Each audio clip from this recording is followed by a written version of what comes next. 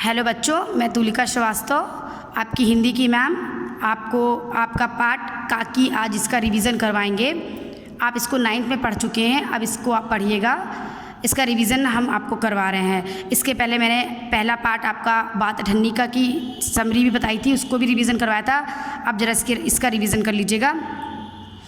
पाठ पढ़ाने के पहले बच्चों ये जान लीजिए कि इस पाठ में लेखक ने बाल मन के छिपे भावों को बहुत सहज, बहुत सरल ढंग से प्रस्तुत करने की कोशिश की है। वो बताना ये चाहते हैं कि लोग बड़े ज्ञानी होते हैं, स्थिति परिस्थितियों को समझते हैं, उनके कारण को जान लेने के बाद धैर्य धारण कर लेते हैं, लेकिन बच्चा धैर्य धारण नहीं कर पाता है। बाल मन कल्पनाओं के अथाह सागर में डूबता उतरता है, वो वास्तविकता को नहीं समझ पाता है। बच्चा वास्तविकता का कम और कल्पना का अधिक सहारा लेता है जीवन में। तो इसी बात को यहाँ पर लेखक ने बताया है। लेखक ये कहना चाहते हैं कि बड़े लोग सिर्फ अपने ही दुख को महत्व देते हैं, बच्चों के दुख को महत्व नहीं देते हैं, बच्चों की परेशानी को नहीं समझते हैं, बल्कि उनको बच्चे के दुख को भी महत्व देना चाहिए। बच्चे के मन को व दुख को बच्चे जैसा नादान व छोटा ना समझे, बल्कि बड़े लोग भी समझें। उसके प्रति यानी बच्चे के प्रति बड़े लोग उपेक्षा का भाव ना रखें, उसकी जिज्ञासा को सुने, समझें, उसे शांत करने का पूरा प्रयास करें। नहीं अगर करेंगे तो बच्चा अपनी जिज्ञासा को शांत करने की तो कोशिश करेगा, वो इधर उधर हाथ पांव मारेगा और जिससे उसे सही ज्ञान नहीं होगा। बालक के मन के कोमल भावों पर इसका कोई बुरा प्रभाव ना पड़े, इसलिए हमें इस बात का विशेष ध्यान रखना चाहिए, उससे जुड़ना चाहिए, उसका साथी बनना चाहिए। यहाँ पर इस कहानी में ये बताया गया है कि हमें बच्चों की भावनाओं को समझना चाहिए, उसके साथ जुड़ना चाहिए, वो क्या चाहता है ये जानने की कोशिश करना चाहिए, उसकी जिज्ञासा को शांत करने का प्रयास करना चाहिए। देखिए बच्चों, यहाँ पर लेखक कहते हैं कि एक बच्चा था श्यामू। एक दिन वो सुबह सो कर के उठा तो उसने देखा कि घर भर में कोहराम मचा हुआ था, रोना पिटना मचा हुआ था, लोग रो रहे थे बहुत तेज़ तेज़। हुआ क्या था, उसने देखा उसकी माँ नीचे से ऊपर तक एक कपड़ा ओढ़े हुए कंबल पर भूमि शयन कर रही थी। उसने जब वो उठा सब लोग रो चिल्ला रहे थे, वो बच्चा था उसको पता नहीं था। उसने देखा कि उसकी माँ जमीन पर लेटी हुई है, कंबल ऊपर से नीचे तक ओढ़ी हुई है और भूमि पर शयन मतलब ज़मीन पर सो रही है। साधारणतः वो माँ जो बिस्तर पर सोती थी, उसने देखा कि सुबह सुबह वो ज़मीन पर सो रही है। घर के सब लोग उसे घेर कर बैठे, सब लोग उसने देखा कि और बाकी लोग उसकी माँ सो रही है और सब लोग उसको घेरे हुए हैं और बड़े करुण ढंग से विलाप कर रहे हैं। करुण मतलब बहुत दुखी अवस्था में उसके आसपास बैठ कर के रो रहे हैं।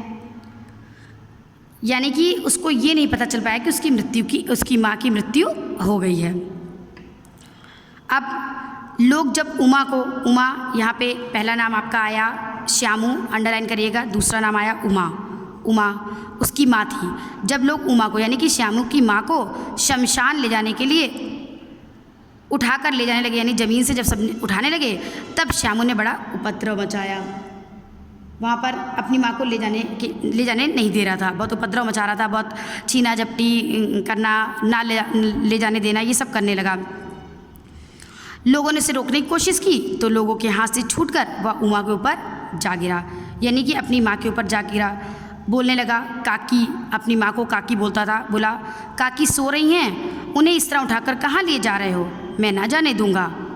श्यामू ने ऐसा बोला कि माँ तो सो रही है, उसको लोग उठा रहे हैं, उठा करके कहाँ लेकर के जा रहे हैं। तो वो उसने रोकने की कोशिश की, लोगों ने बड़ी कठिनता से उसे हटाया। बच्चों, उपद्रव का मतलब ऐसे दंगा होता है, मतलब बहुत शोर शराबा उसने किया। यहाँ पे लिख लीजिएगा, उपद्रव का मतलब दंगा लिख लीजिएगा। लोगों ने बड़ी कठिनता से, बहुत मुश्किल हो रही थी उसको हटाने में, उसे हटाया और काकी के दाह संस्कार में उसे नहीं जाने दिया। यानी हिंदू धर्म में रीति रिवाज है कि मृत्यु के पश्चात अंतिम संस्कार जला करके किया था, उसको बोलते दाह, जलाने का संस्कार, अंतिम संस्कार करने के लिए उसे नहीं जाने दिया। लोगों ने उसे रोका और उसको शमशान भूमि में जाने नहीं दिया, क्योंकि अगर वहाँ जाएगा अपनी माँ के साथ ऐसा होते कुछ भी देखेगा तो वहाँ पर भी वो बहुत उपद्रव करेगा। एक दासी राम राम करके उसे घर पर ही संभाले रही। एक दासी घर पे थी, बाकी लोग शमशान चले गए, शमशान भूमि चले गए उसका अंतिम संस्कार करने के लिए। उसके घर में एक दासी रहती थी, वो दासी उसको रोक करके घर में ही रह गई। यद्यपि बुद्धिमान गुरुजनों ने उसे विश्वास दिलाया कि उसकी काकी उसके मामा के यहाँ गई है। कुछ लोगों ने, बुद्धिमान गुरुजन ने, बड़े लोग थे, बुद्धिमान थे, तो कह रहे हैं कि उन्होंने उसको ये विश्वास दिलाया कि उसकी काकी कहीं नहीं गई है बल्कि उसके मामा के घर गई है, वो वापस आ जाएगी। परंतु असत्य के आवरण में, आवरण मतलब खोल, पर्दा, झूठ के पर्दे में सत्य कब तक छिप सकता है, एक न एक दिन तो सामने आएगा ही। श्यामू को आसपास के अबोध, अबोध मतलब नादान, लिख लीजिएगा, अबोध का मतलब लिख लीजिएगा नादान, बालकों के मुंह से सच प्रकट ही हो गया। क्या प्रकट हो गया? कि उसकी काकी मामा के घर नहीं गई हैं बल्कि राम के घर गई, यानी कि उनकी मृत्यु हो गई है, वो राम के घर गई हुई हैं। अब बच्चा मृत्यु तो समझता नहीं कि मृत्यु, ये उसे ये बात तो समझ में आ नहीं रही कि एक बार काकी राम के घर चली गई तो लौट करके नहीं आएंगे। अगल बगल के नादान बच्चों को उनके परिवारजनों ने शायद बताया हो, उससे श्यामू को पता चला। श्यामू को इतनी अक्ल नहीं थी कि उसकी काकी एक बार मृत्यु होने के बाद वापस नहीं आएंगी, बस उसको ये लगा कि मामा के घर नहीं गई हैं बल्कि राम के घर गई हैं, और राम भगवान ऊपर रहते हैं कहीं, तो बहुत दूर उसकी काकी रहने के लिए गई हैं। काकी के लिए कई दिन तक लगातार रोते रोते उसका रुदन कमसा शांत हो गया, यानी काकी के विरह में बच्चा था, अपनी माँ के लिए काफ़ी रो रहा था, रोते रोते उसका रोना शांत हो गया। रुदन मतलब रोना, क्रमशः मतलब धीरे धीरे, क्रम से रोते रोते उसका रोना शांत हो गया, लेकिन शोक शांत ना हुआ, यानी दुख उसका जो था वो दूर नहीं हुआ। दुख क्या था कि उसकी काकी उसके पास नहीं थी। पहले तो वो अपनी माँ के लिए रोता था, लेकिन अब उसने रोना बंद कर दिया, पर दुख तो उसके अंदर में अब भी था। वर्षा के अनंतर यानी बाद में 1-2 दिन में पृथ्वी के ऊपर का पानी अगोचर हो जाता है। बच्चों इसको अंडरलाइन करिएगा। यहाँ पे बताया कि उसका शोक, काकी के जाने का दुख उसके हृदय में कैसे बस गया था। वैसे जैसे बारिश लगातार होती है और बारिश बंद हो जाती है तो जो ऊपरी भूमि होती है वो तो सूख जाती है, उसमें धूप पड़ती है, हवा लगती है, तो ऊपरी सतह तो सूखी होती है, लेकिन उसका गीलापन हम खुरपी लेकर, कुदाल लेकर, फावड़ा लेकर अगर ज़मीन को खोदें तो उसका गीलापन हमें काफ़ी अंदर तक दिखाई देता है, पता चलता है। वैसे ही रोना तो श्यामू ने बंद कर दिया था, श्यामू ने, लेकिन काकी के जाने का दुख उसके जीवन में बना हुआ था। जैसे बताया, वर्षा के बाद 1-2 दिन में पृथ्वी के ऊपर का पानी अगोचर दिखाई ना देना नहीं दिखता है, लेकिन भीतर भीतर उसकी आर्द्रता, गीलापन बहुत दिनों तक बनी रहती है। वैसे ही उसके अंतःस्थल, यानी कि उसके प्रोनाउन यूज़ हुआ सर्वनाम, श्यामू के हृदय में वह शोक, पानी की तरह वह शोक जा कर के बस गया था हृदय में। बाहर से वो नहीं रोता था, लेकिन अंदर से बहुत दुखी था। वह प्रायः अकेला बैठा बैठा शून्य मन से, खाली मन से, शून्य मतलब खाली मन से आकाश की ओर ताका करता, आकाश आसमान की ओर ताका करता। क्यों देखता था? क्योंकि उसको बच्चों ने बताया था कि काकी राम के यहाँ गई हैं, और शायद बचपन में उसको बताया गया हो कि राम ऊपर रहते हैं, आसमान में रहते हैं। हम लोग को भी पता है कि धरती पे भगवान नहीं रहते हैं, हमें भी शुरू में यही बताया कि स्वर्ग में रहते हैं, स्वर्ग ऊपर है, आसमान में है। तो बस ऊपर देखा करता था कि कब मेरी काकी मेरे पास आ जाएंगी, कब मेरी माँ मेरे पास आ जाएगी, उसके मन में ये ख्याल उत्पन्न होता था। एक दिन उसने ऊपर आसमान में पतंग उड़ते देखी। अब बाल मन की चेष्टा, उसने एक दिन ऊपर आसमान में पतंग को उड़ते देखा। ना जाने क्या सोचकर उसका हृदय एकदम खिल उठा। एक दिन अनमने मन से वो बैठा हुआ था, खाली मन से बैठा हुआ था।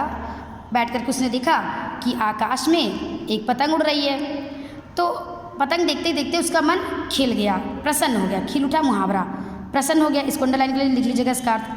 विश्वेश्वर के पास जाकर उसने बोला, काका मुझे एक पतंग मंगा दो। विश्वेश्वर पिता था श्यामू का। अब ध्यान रखिएगा बच्चों, श्यामू की माँ का नाम उमा, उसके पिता का नाम विश्वेश्वर। एक दासी। अभी तक 4 लोगों की बात यहाँ पर हुई है, आप ध्यान रखिएगा।